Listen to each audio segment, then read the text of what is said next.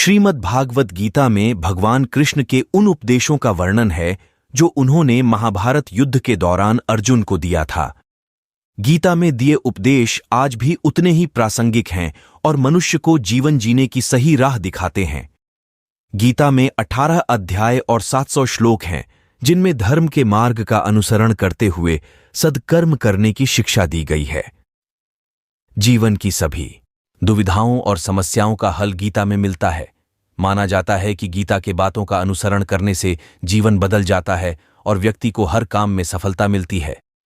आइए जानते हैं श्रीमद् भागवत गीता के अनमोल विचारों के बारे में। गीता उपदेश की महत्वपूर्ण बातें। गीता के अनुसार कठिन समय में जब मन से धीरे से आवाज आती है कि सब अच्छा होगा, वही आवाज पर परमेश्वर की होती है। इसलिए कितना भी मुश्किल समय क्यों ना हो, हमेशा धैर्य से काम लें, क्योंकि इस समय ईश्वर आपके साथ ही होता है।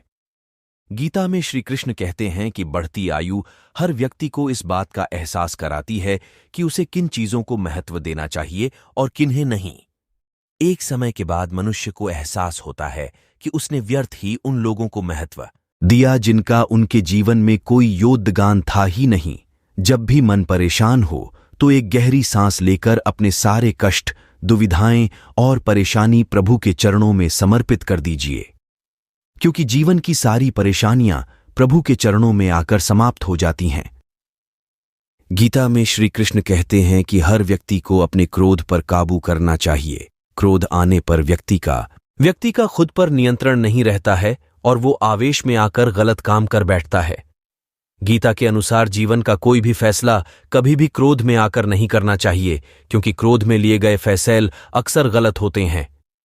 इन फैसलों से व्यक्ति आगे चलकर बहुत पछताता है। इसलिए क्रोध आने पर भी खुद को शांत रखने का प्रयास करें। श्री कृष्ण कहते हैं, मनुष्य को उसके कर्मों के अनुरूप ही फल मिलता है।